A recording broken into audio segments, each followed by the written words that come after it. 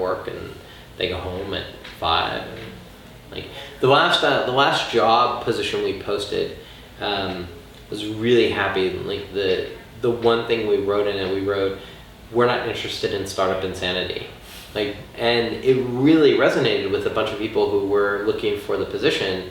And we spent a lot of time actually working on the language to try to make sure that it was inclusive and that we would get diversity of candidates and things like that. And that attention to detail actually made a difference in the candidates that we received, and then the feedback that we got, that people were like, we gravitated towards this position because of the things that you had written.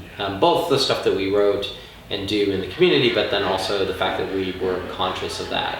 Yeah. And people have come here and talked about like being at previous companies where like the CEO wants everybody to go to their house and like his house like in a resort town for a weekend for bonding, and drinking, and I was like, I've got a kid, like I can't do that. Yeah. So to the degree that there's culture here, like it ends up around those things, and not the sort of stuff that I think a lot of the tech industry is obsessed with now, like pool tables and beer kegs and that stuff. Right. So how do you find the right talent then? For us, the biggest thing has been the writing and speaking and things of that nature. Like, we end up with people who seek out Cloud4 because of that stuff. And they, usually they've been following what we do and know of the work that we've done and things of that nature.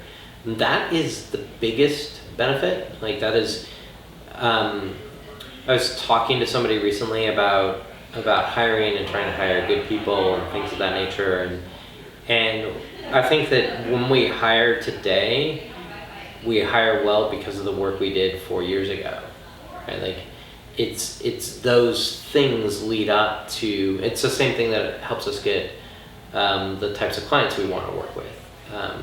So that stuff I think really matters a lot, and I don't know that a lot of people see that benefit as much as they should, right? Like that working and sharing and doing those pieces helps you, and then you don't need to hire recruiters and all this. Right. So, I mean, I guess at a certain size, like if you're a company of a certain size, maybe you need to do that. But for us, it's been about establishing that reputation, and so we'll post the job list. We'll ask around to our colleagues, for people, and then I, like, as I meet people in the community that I think might be good candidates, I tend to keep a list for contacting later on. Good. A little bit of a headhunter approach as well. Do you think of yourself, when it comes to planning for the company, not for your clients, as a strategic planner? How do you go ahead thinking about the future and how you're going to get there? Yeah, absolutely strategic. That is, so we did a few years ago, we did like a bunch of strength finders. I don't know if you know strength finders books. Sure. Yeah. So I don't think I can turn off that part of my brain. I mean, like, it's like achiever, strategic, futuristic. Like, I spend way too much of my time in that anyways. So a lot of what we're doing is trying to figure out, how will we get to where we want to go. But our goals are, I think, very different than a lot of other agencies that we've talked to. So when I was at Owner Summit and Owner Camps and stuff, and people were talking about teams, right? So we recently moved to a team model. A lot of the owners are talking about teams as like the only way that you scale.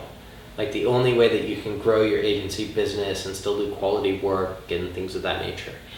And for us, teams were something that we've been thinking about for a while because of this idea that we had a bunch of individual contributors that weren't getting to collaborate as much, and that we wanted to have more focus on projects.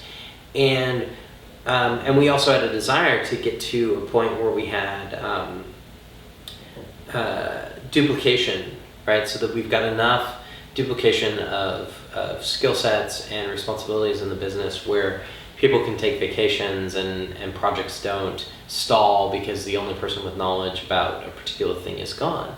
And so we're still, I mean, we're 9 people. We want to get to 2 teams, which will probably bring us to about 12 people. So, and then we don't really have like huge aspirations to like go beyond that.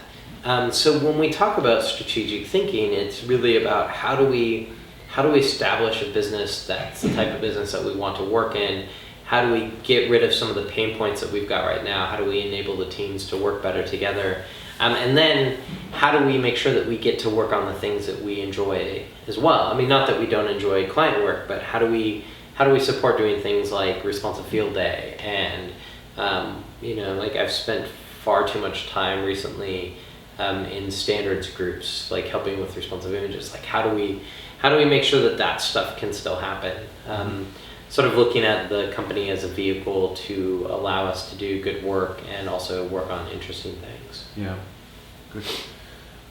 Along the way, there's been maybe some hard lessons, a couple of mistakes. Are there any that stand out? Just a couple?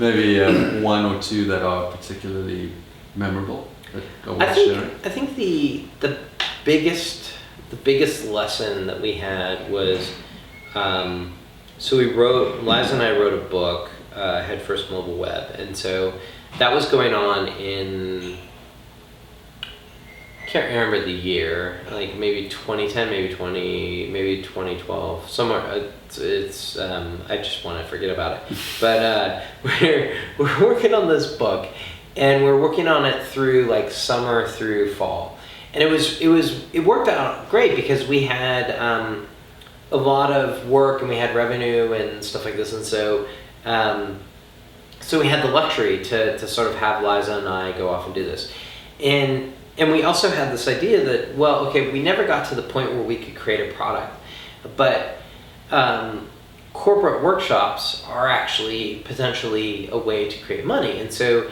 if we took the material that we built for the book, which was all very instructional based, and created workshops out of it, then we could create a line of business that basically we could continue to do research, right? That was sort of the leading edge of stuff. Use it on client projects because that's sort of what we're hired for. And then that would feed into workshop material that would then continue to, so we'd sort of have the equivalent of intellectual property in some way, sort of coming from the research all the way down to the workshops, except that it's not intellectual property like from a product perspective, and it's a little strange because it's intellectual property that we would be giving away as we taught. But the model made some sense, and it aligned better with what we do and the way that we think about the world than like finding a product and sort of converting the business that way. So as we get to the heels of the book, we decided to start doing this workshop stuff. And the thing that we missed was that the reason what was happening in Q4 was that we had a client who prepaid for a lot of work. And so in Q1, we're basically doing work without any revenue associated with it. And we're spending a lot of time trying to get off the ground a workshop business, and in order to do that, we take on a lot of workshop opportunities at conferences that don't actually pay well enough to really justify doing that. And so we're doing workshops, we're like, Liza and I are working our tails off, and the people in the business who are actually like the engine of the company are basically bored because there's nothing to do. And so we like one of the big realizations for me is that I can be incredibly busy, incredibly swamped, and I can be doing things that are making a lot of money for the company, and it's actually bad.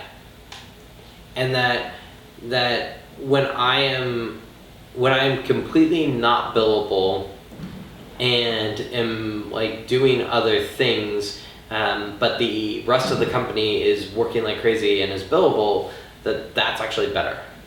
That my personal bill rate, because like when we were small, like, you know, as owners, each one of our personal billable rate was like, and the amount of hours we were billing was like a big deal. And at some point that shifted. But we did not realize that it had shifted, and we almost shot ourselves in the foot. Like that was a that was stupid.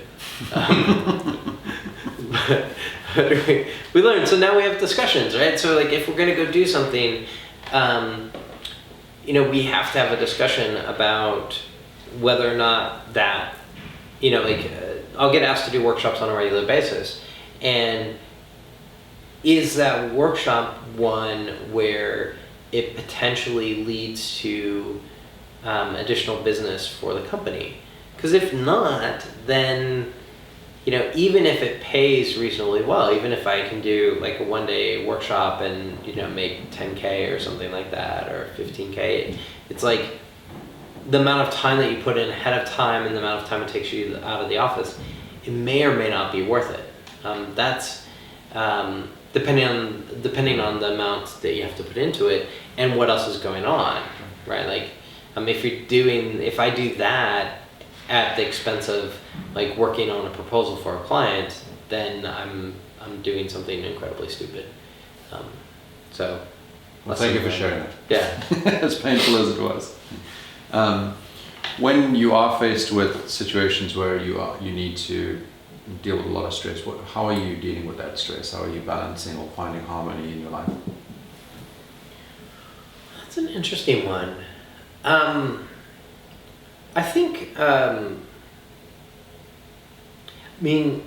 so we've got founders with different personalities, right? And I tend to be the really calm one for the most part.